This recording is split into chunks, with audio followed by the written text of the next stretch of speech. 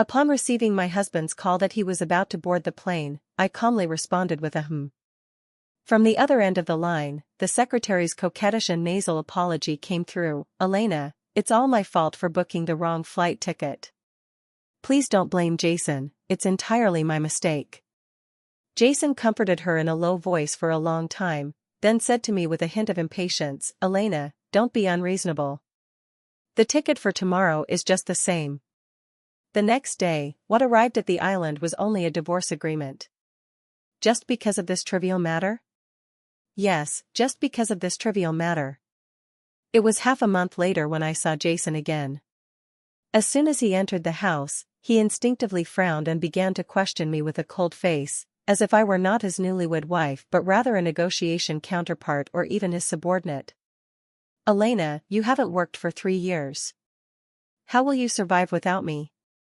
Jason approached, looking down at me with his eyes, forcibly suppressing the impatience in his gaze. Elena, he said gently, if it's about the honeymoon that you can't get over, I apologize to you. You know, Mr. Lee from Xingfeng was also vacationing on the island at that time. I didn't come back these days just to secure the cooperation, not to intentionally treat you that way. Moreover, Joyce booked you a ticket for the next day, but you still threw a tantrum and refused to go, deliberately using divorce to torment me, he reproached. He patiently explained, always believing that it was about the flight itinerary. He even thought that I was just being emotional. On the day I found out about the wrong flight booking, he promised to change it for me, but I still saw the chat records on his phone with his secretary Joyce. Jason, if we change the flight, I won't be able to fly with you. And I've never taken such a long flight alone, I'm scared. It's okay, I'll accompany you. Jason's response was as reassuring and certain as always. Unfortunately, it wasn't for me. I didn't want to explain further. I bent down, opened the drawer, took out a new divorce agreement, signed it, and handed it to him. I've already entrusted a lawyer. For the specific property division, you can just liaise with the lawyer. The company has come this far with your contribution. Regarding the property, you can rest assured. Jason looked down at me and said, Elena, have you thought it through? We've been married for less than a month, and you want a divorce? If that's the case, why did we get married in the first place? Why did we get married? This question should be directed at Jason. Half a year ago, I had already suggested breaking up because of Joyce, but it was Jason who held me, crying and begging, saying he couldn't live without me. There's really nothing between me and Joyce. It's just a superior-subordinate relationship. It was raining heavily, and I just took pity on her and drove her home. I swear, there won't be a next time, Elena. Don't leave me, I love you. To prove it, he even transferred Joyce to a subsidiary of the group and replaced her with a male secretary. This incident even became a topic of discussion throughout the company for a while. In just 5 months, Jason was busily preparing for the proposal, engagement, and wedding. He once created for me the illusion of an improving relationship and a sweet, dreamy married life. That's how we had our wedding half a month ago. I admit that 8 years of history are not easily forgotten, and I truly couldn't bear to let go. Jason should also be grateful that people have the ability to reminisce about the past. But this get-out-of-jail-free card can only be used once. Looking at the home I had personally decorated, I didn't know where to start. Every single item could open the floodgates of my memories. After sitting quietly for a while, I got up, packed a few simple clothes, and dragged my suitcase towards the door. Jason was standing at the doorway, watching coldly. Do you really have to make such a fuss? As soon as I come back, you want to leave. Do you have to make a scene, Elena? Hearing this, I only felt exhausted. He still thought I was a child threatening to leave. Think whatever you want. Remember to sign the divorce agreement. After saying that, I turned and left, abandoning the house I had painstakingly decorated and the 8 years of I had carefully nurtured. He thought I didn't know that on the second day of our marriage, Jason couldn't wait to transfer Joyce back to his side. He thought I couldn't see the dense chat records over the past year, which had long exceeded the boundaries of a superior-subordinate relationship. He thought I didn't know that the day they flew to the island was Joyce's birthday, and that night, they stayed in the same suite. Oh, and also, that night, Joyce had already sent me photos of Jason covered in hickeys. The honeymoon trip that should have been mine was experienced by someone else and live-streamed on Facebook. She seized this opportunity to provoke me quite well. But, he's just a man who changed his heart, I'll let her have him. But obviously, Joyce didn't want to let me go. Sister Elena, what a coincidence. I didn't expect to meet you at the hospital. Did you argue with Jason recently and get so angry that it affected your health? As she spoke, she deliberately waved the ultrasound examination report in her hand. Jason is really something. I'm just pregnant, and he's already making me come for a checkup, afraid that the baby might suffer. Seeing that I remained silent, Joyce smugly pressed on. By the way, Sister Elena, I have to thank you for decorating the house so clearly. Moving in has really improved my mood. I raised my eyes and said, "Are you done?" Perhaps my lack of response during her provocations gave her the illusion of having the upper hand. Unfortunately, I'm not a pushover. I didn't confront her simply because I looked down on her and didn't want to lower myself. But since she had the audacity to flaunt in front of me, there was no need to hold back anymore. Slap. I slapped her across the face. She was stunned for a long time and said, "You hit me? On what grounds?" I looked down at her condescendingly, "On the grounds that until the property is divided, I am still Jason's wife."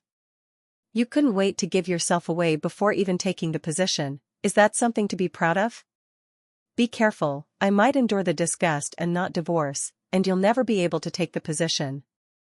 However you moved in, you'll have to move out the same way. Unexpectedly, my toughness left Joyce speechless, her face flushed with anger. Oh, right.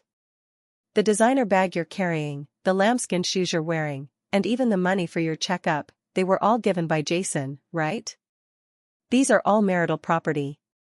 Thanks to the photos you sent me, they are sufficient proof that Jason cheated during our marriage. If you want to climb into a man's bed, that's your business, but I advise you not to disgust me. Otherwise, one day when I decide to seriously settle this account, you won't be able to bear the consequences. Also, what you stole is my trouble, not my man. Joyce was dumbfounded, her face twisted with jealousy and fear, no longer showing any trace of her previous triumphant demeanor. After confronting Joyce, I felt great. But when I turned around, I saw Jason standing outside the door with slightly red eyes.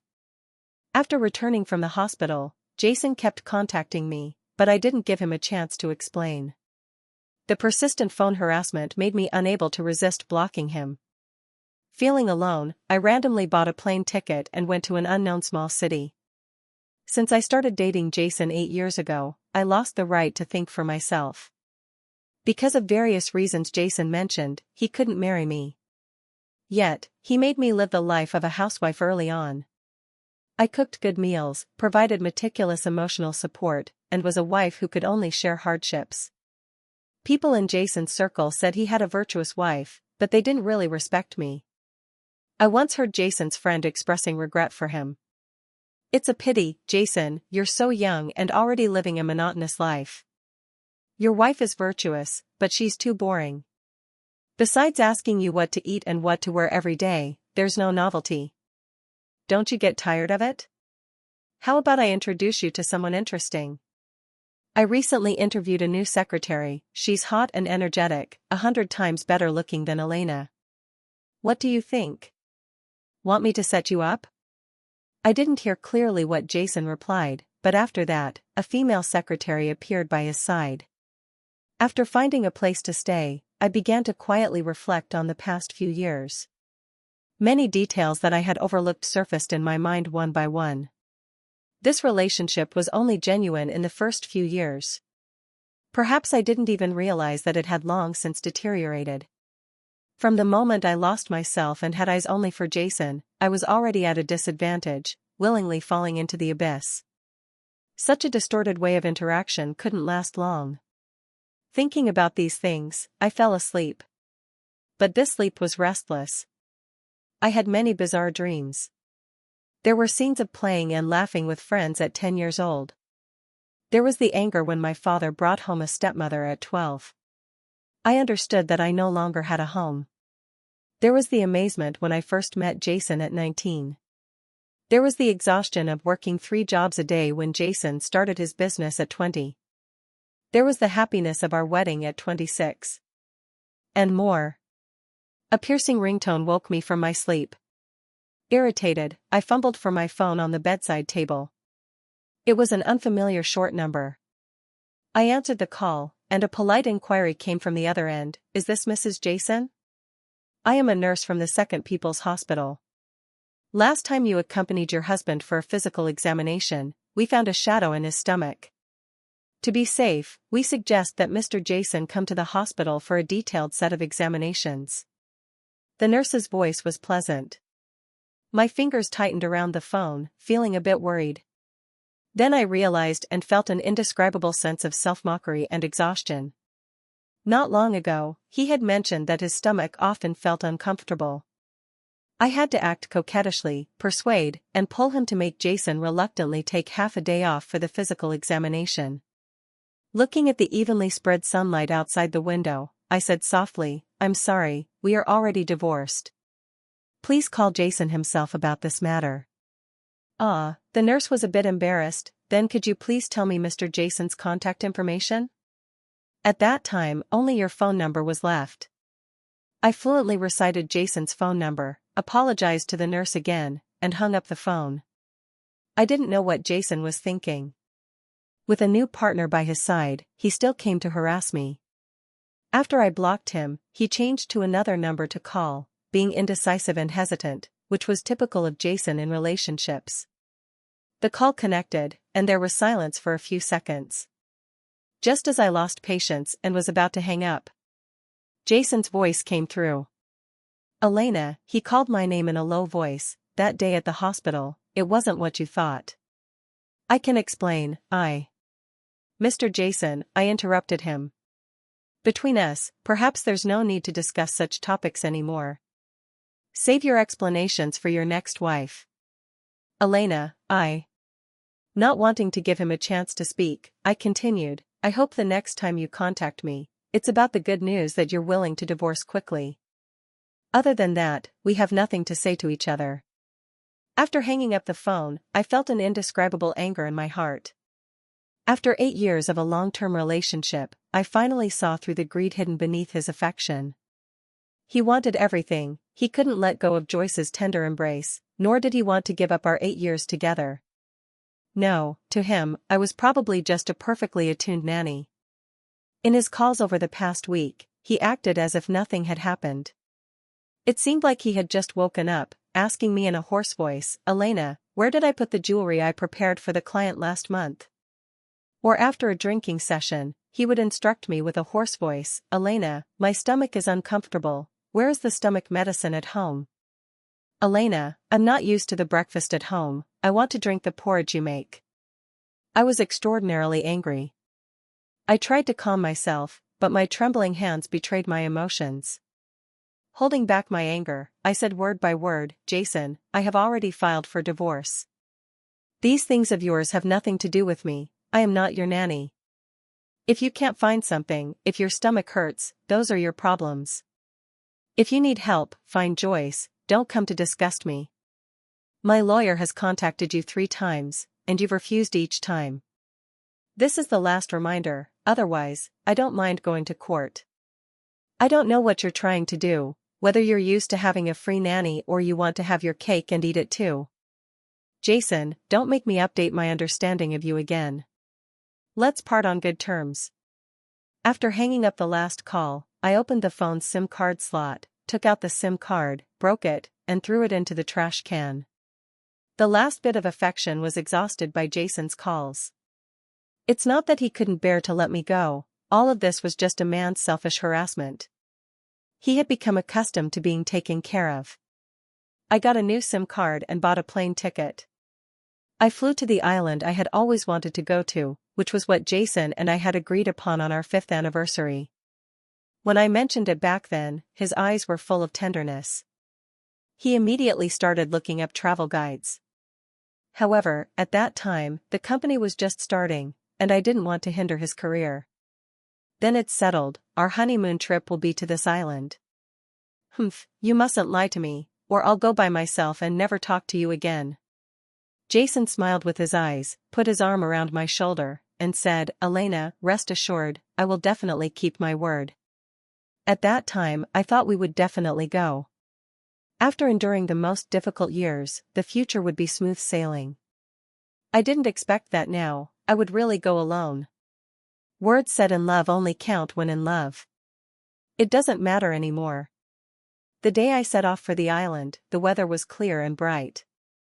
The flight was smooth all the way, and I had a good sleep for the first time in a long time, finally free from the terrible nightmares of the past month. The waves leaped, and the water sparkled. I didn't stay in a 5-star hotel but chose a seaside homestay. I walked alone along the coastline. Sitting under the setting sun, waiting for the night to fall, I saw the bright moonlight that I hadn't seen in a long time. The golden sunrise was warm, and the clouds at the horizon turned me pink. There were no skyscrapers, no debauchery, no fame or power here. There weren't many fishermen on the island, they seemed reticent but were all simple and kind, often with friendly smiles on their faces. Busy fishermen and wives waiting for their husbands' return by the hearth. Undeniably, over the years, my standard of living has risen, exposing me to many things in high society. But along with money came a cold home and a chat box filled with my own messages. Ultimately, things have changed. But now, the shouts of the fishermen, the rumbling of boat engines, the smell of burnt fish, and the rolling waves showed me a more vivid and vast world. I knew that with Jason's means, he would still find out where I was. But it didn't matter anymore. During this time I became good friends with the homestay owner's family. At their invitation, I tried going out to sea on a fishing boat for the first time. I suffered from severe seasickness, feeling dizzy and nauseous, almost vomiting my guts out. But once the boat set sail, there was no turning back. Finally, we arrived at the area where the crab pots were placed. It wasn't until I personally lifted the heavy crab pot from the cold seawater and heard the homestay owner and his daughter celebrating today's harvest beside me. Silver glistening small fish, colorful shrimp and crabs. Amidst this passionate and chaotic joy, I couldn't help but shed tears, quickly wiping away the teardrops on my face. But the tears still fell uncontrollably. I quickly turned my head away so that the father and daughter wouldn't see. The long-suppressed emotions were finally released. I deeply felt that from this moment on, my rusty heart started beating again. Even though I was betrayed and my dreams shattered overnight, there are still other joys worth celebrating, aren't there? After returning, I became myself again. For example, I picked up my long-neglected teaching qualification and resumed the sculpture I had given up. I also adopted a kitten and a puppy. Before being with Jason, I was also a bright and cheerful girl, curious about everything and seeing life in everything. But later, I suffered in the wrong love. I trapped myself by his side, losing my freedom and personality. How could I talk about ideals and hobbies? Now, with a cat, a dog, and my freedom. I deeply regret not leaving Jason earlier. Puppies and kittens are not like people. Once they recognize you, they won't neglect you or betray you. If you give them love, they will return it tenfold. When I saw Jason again, it was downstairs at my home. I was about to go to the library to study for my teaching qualification. As I opened the door, I saw Jason standing at the doorway, holding a piece of paper in his hand. Agreed to the divorce? I sat opposite Jason, with a hint of relief in my tone. Jason was looking around my home, his gaze finally resting on the cat leisurely sunbathing on the windowsill. Hearing my words, he came back to his senses. Elena, seeing that you're doing well, I can rest assured. I frowned, don't change the subject. No. Elena, I don't want a divorce. Jason, I looked straight at him, do you remember what I said last time? Don't make me look down on you even more. I won't turn back, don't you understand? Jason lowered his head slightly, I can't live without you, Elena. I laughed. What about your Joyce? Can you bear to let her go? Or does Jason prefer the thrill of cheating, so he insists on making me part of your game? Jason stood up and hurriedly explained, Elena, she's not you. I've already made her leave. Enough, stop talking, I interrupted him. I picked up my phone and called the security guard to escort Jason out. I told the security guard, please remember this person's face and don't let him in again. Jason was unwilling to leave. He opened his mouth but ultimately didn't say anything. I didn't look at him and firmly closed the door. I won't turn back, nor will I soften my heart. But seeing him again still hurts my heart. I couldn't help but recall the years when we truly cared for each other. In the first year, we lived in a basement, ate street food, and he would happily lift me up and spin me around because he sold 50 yuan more that day. The young man was full of spirit and vowed to create a better life. In the 5th year, the company grew from a storefront to occupying a floor in a building, and then to an entire building. He promised to give me a grand wedding and marry me gloriously. In the 7th year, he had a new secretary and began to socialize frequently, often not coming home at night. Are you coming home for dinner today? I made your favorite perilla porridge. Are you still in a meeting? Why aren't you replying? Jason, what on earth are you doing? Who is that woman? Why did she get out of your car? There was no response. After the doorman stopped letting Jason in, he bought a house in the same community but in a different building. He began to appear at my doorstep more brazenly. When he saw me come out, he hurriedly handed me a bowl of hot porridge. I learned to make this perilla porridge myself, taste it and see how it is. Sometimes he would wait at the door, offering to walk my dog. I coldly passed by him, ignoring him. The neighbor across the hall observed for a long time and noticed a man often sneaking around my door. So, she enthusiastically helped me call the police. When the police arrived, Jason said he was my husband, but the neighbor looked suspicious. If he's your husband, why is he sneaking around? He must have bad intentions. I told them truthfully, this is my cheating ex-husband.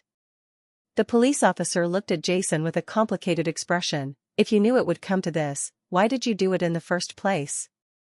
They gave Jason a verbal warning and left, as waiting at the door didn't warrant detention. On the contrary, the neighbor felt indignant for me. She added my contact information and would inform me in advance whenever Jason was blocking the door, telling me not to go out.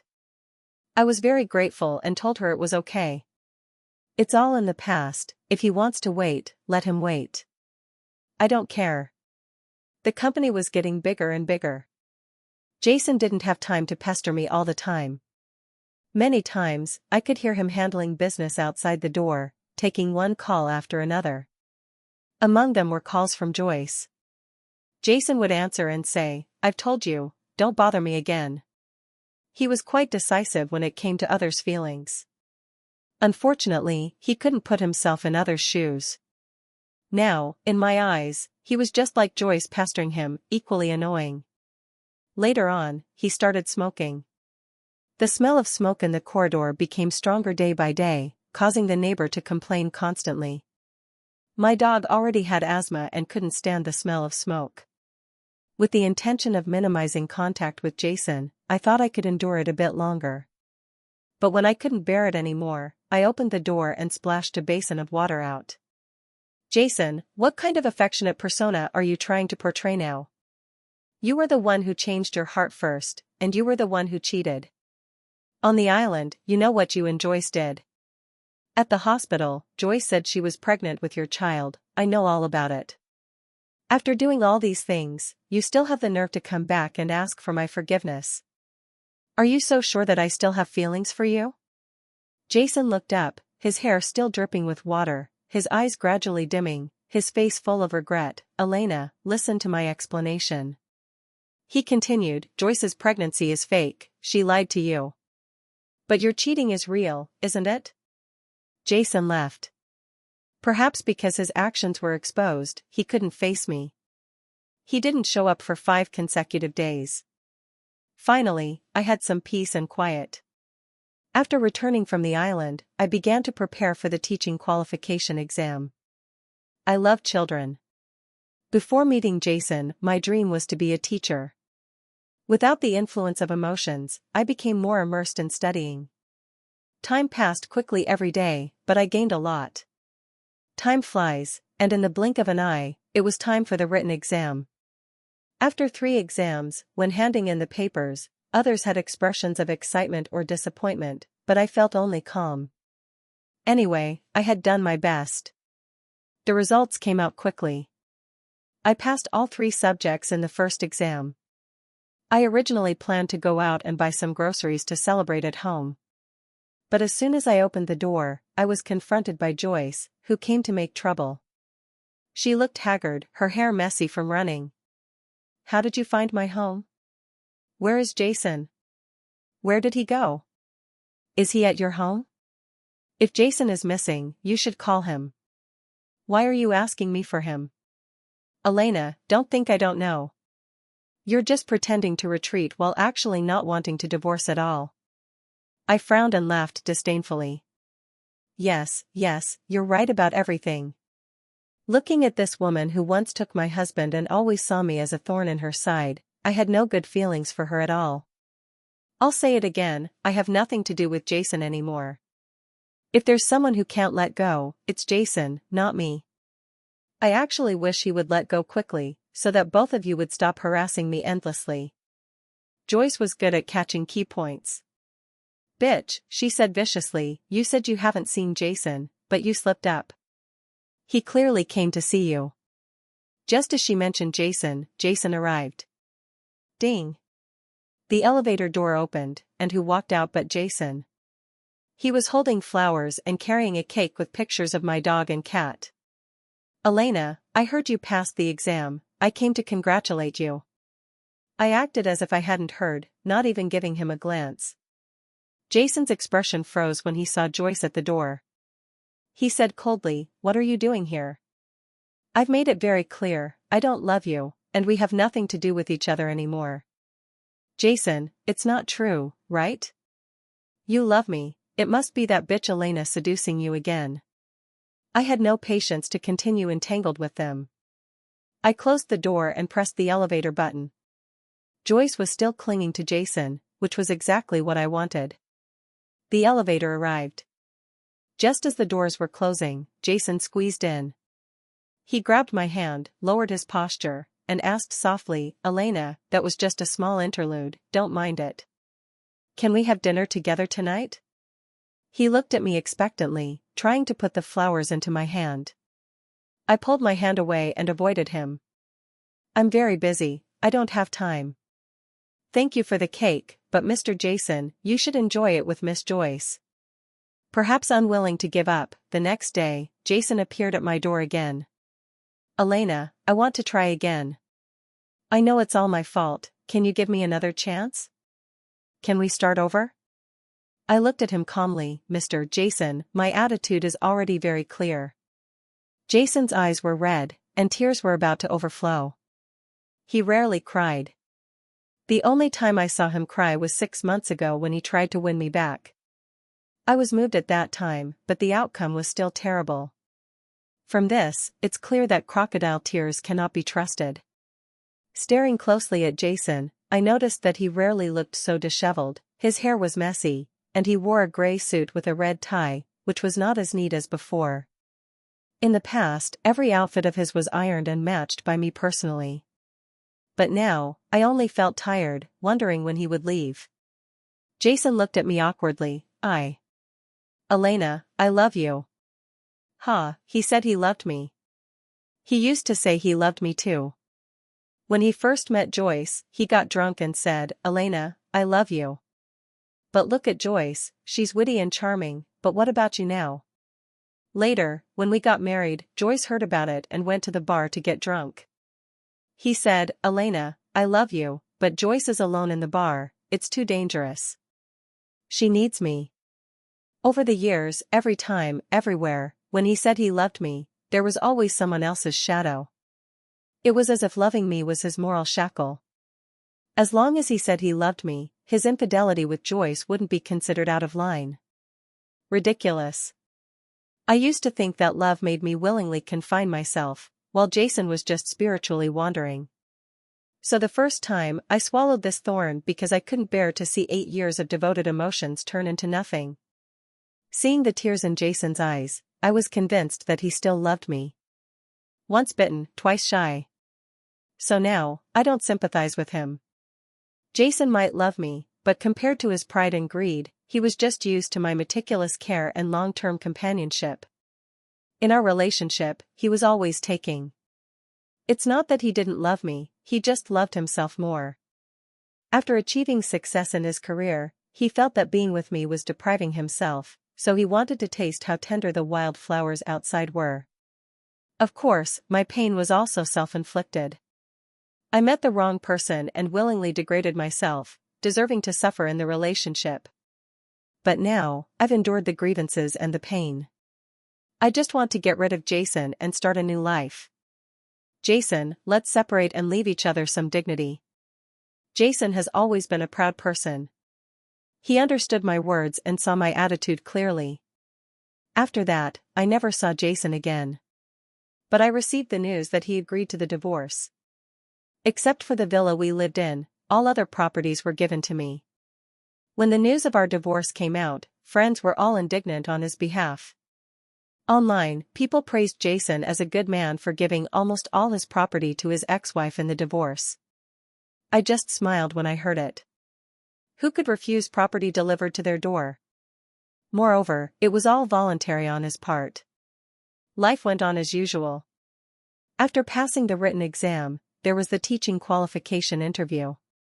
On the day I got my teaching certificate, I packed my bags, sold my real estate in Beijing, and flew to that island with my dog and cat. At the entrance of the fishing village on the island, I bought a piece of land and built a school. I personally interviewed and hired many loving and hardworking teachers at high salaries. This way, the children in the fishing village no longer had to take boats to go to school on other islands. And I stayed as well. Teacher Elena, look. My dad caught a beautiful fish at sea. I think it's as beautiful as you, so I want to give it to you. Teacher Elena, I scored 90 in math this time, please praise me. Teacher Elena, I want to study hard and become a good teacher like you when I grow up. Teacher Elena, I have good news for you. Our fishing village is going to be developed. Mom said they're going to build a very big building. I've never seen a building before. Being with innocent children is the most relaxing. And the children's heartfelt affirmation gave me great courage and determination. That relationship, that city, seemed like just a nightmare of mine. Now, the nightmare is over, and in reality, there is only the infinite sunrise and the path sprinkled with starlight. Mountains have peaks, lakes have shores. In the long journey of life, everything has its turn. Jason's perspective. At 19, I met Elena and fell in love at first sight. She was quirky, bright, and brave, like the wind running across the wilderness. The second our eyes met, her cheeks turned red, and I was smitten. At 20, I broke with my family and came to Beijing alone to start a business. My girl followed me without hesitation, living in a 5-square-meter basement. It was damp and crowded, and clothes never dried. Looking at her sleeping face nestled in my arms, I vowed to give her a good life. She was amazing, with great vision and eloquence. Initially, many clients came because of her. At 23, the company was on track. I bought this lakeside villa, which she loved. After the company stabilized, I felt sorry for her and let her be a full-time housewife at home, securing the rear. On that anniversary, I asked her where she wanted to travel. She said she wanted to go to the island but considered that the company couldn't do without me, so I promised to make the island our honeymoon destination. At 25, a friend's company had a new secretary. At the dinner table, they wanted to introduce her to me, and in a moment of impulse, I agreed. Her name was Joyce. She was very similar to Elena when she was young, bright and sunny. She was clumsy at work, not as smart as Elena, but she had a kind of clumsy cuteness. At 29, I lay alone in the vast villa. It was empty and lifeless. Every time after socializing, I returned to an empty home alone. As usual, I tugged at my tie and called out in discomfort, "Elena, I'm so thirsty." No one turned on a warm light for me. No one brought me a cup of hot water. There was no more perilla porridge in the morning. All that responded to me was endless darkness and silence. At this moment, overwhelming regret suffocated me. Once again, I picked up my phone and skillfully booked a ticket to the island. I had the driver take me to the airport, where I sat dryly, waiting for the earliest flight the next day. Elena didn't know that over the past years, whenever I missed her, I would go to the island to secretly watch her. I saw her laughing heartily from the bottom of her heart at school. She was no longer my caged bird but a free-soaring eagle, just like when I first met her. At 31, Elena got married. I had someone check. He graduated from a top 3 university in China, came from a wealthy family, and was emotionally stable. She met him while traveling. Later, the man followed Elena and also came to teach in the fishing village. They often walked along the coastline in the evening. The tranquil sunlight shone on them, making them look very well matched. As for me, I spent most of the past 6 months on the island, secretly watching their happiness like a shady rat spying on other people's lives. I knew it was wrong, but I couldn't help myself. At 36, Elena had a daughter who looked like her.